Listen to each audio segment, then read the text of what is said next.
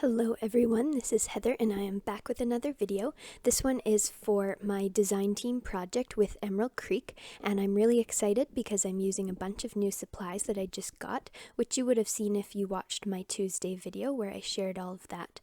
So right here you can see I'm using the brand new rain stencil, which was designed by Kim, the owner of Emerald Creek, and I really love this stencil. You have to see it in person and use it to see how cool it really is, but it's a lot of fun. So what I did is just mixed up some clear glossy gel medium with some distress ink and mixed it together on my glass palette there. And the color of ink I'm using is Broken China, and I'm just taking the extra gel and putting it in my art journal because I don't want to waste that fun color, and I think it will make a really cool art journal page, so maybe that will be a later video. But it looks really awesome in real life. And so now I'm just going to work on my title. I'm drawing out the word adventure, and I'm using sort of a brush script and just penciling it out. And now I'm going to take my knife and cut it out painstakingly.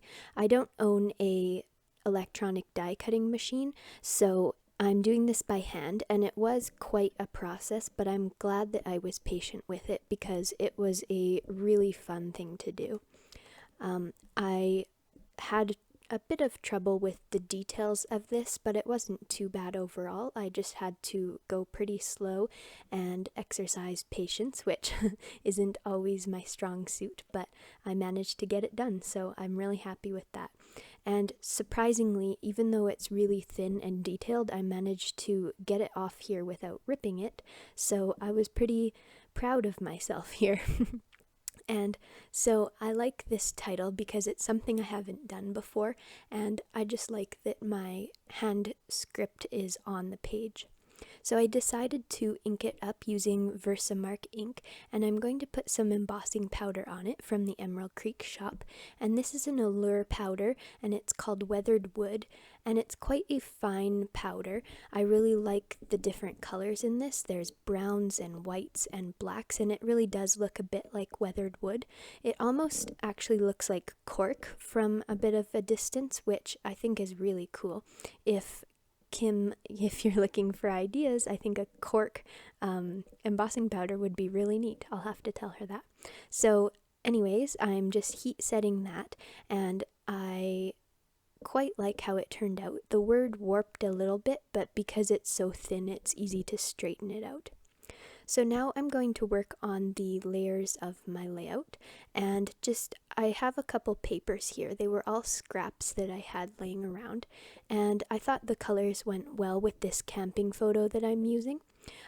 I should mention that the challenge for this week, or this bi-weekly challenge, I guess, is sports and more. So it includes any sort of outdoor events, including camping, sports, kite flying, any kind of outdoor adventure, which I think is really appropriate for summertime right now.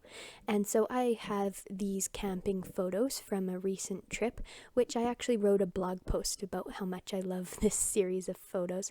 I'm only using one on this page, but there's a few others. If you're interested, go check out my blog. And so I decided to do a camping theme anyways. And I have this Elder Grove stamp, it's called, from Emerald Creek, and it's a really nice grouping of pine trees. And so I'm just using a few different distress ink colors and testing it on some scrap paper. I was going to go with the peeled paint green color there, but I decided that I liked the Broken China look better. It matches the raindrops, of course, and I just like how that looks, but I did want it to be a bit more subtle, so I'm putting some vellum in front of the stamp, and it worked really well to do it on scratch paper and just see what it looks like before I actually commit to stamping on my layout's background. So I highly recommend doing that, is doing a test run. And I like how this works. I'm gonna start gluing down my layers, and I will actually move up the layers eventually because I wanted all of the trees to be covered by the vellum, not having the top stick out, so I just sort of misjudged where they were, I guess, or I don't know what happened, but I'll move it up and it still looks how I wanted it to, so that's fine. I'm gonna glue on my title just using some glossy accents, and I thought about popping it up on foam, but because it was such a thin sort of die cut piece, I realized I had exercised all my patience in other portions of this layout, so I just decided to glue it down instead of painstakingly cutting out a bunch of tiny foam bits that you would probably be able to see anyways. So I just glued it flat on there and used a scratch piece of paper to make sure it was laying down flat. And now this part's really fun, is the embellishment for the page. I'm using some key charms from the Emerald Creek shop, which I used in a previous project, but it comes in a pack of 12 or 16, I think. So I have a few of them and I really love these. So what I'm doing is hanging the charms on a piece of thread and then dipping them into my Heidi Swap color shine, and I shook it up off screen, you didn't see that part, but make sure it's shaken really well. And then I just heat set them, and be very careful not to burn yourself because the metal of the charms does get very hot. So I let it cool for a little bit, but I wanted more interest on this feather one. So as I've done previously, I decided to add some embossing powder to it as well. I really like this technique, especially with the color shine underneath, so that was quite cool. And I just heat set that. I did rub a lot of the powder off because I wanted some of the turquoise teal color to show through.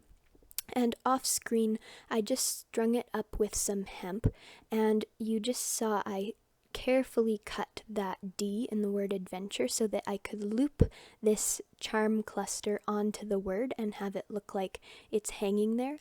And I'm going to glue the feather down because I didn't trust the D to hold the weight of that feather if I have to move the page around, but I let the key charms just sort of dangle. So I really like how this looks, and I like that the keys are able to move and that it's hanging off the D. It just worked out really perfectly, and I didn't have this pre-planned in my head or anything, it just so happened that it worked.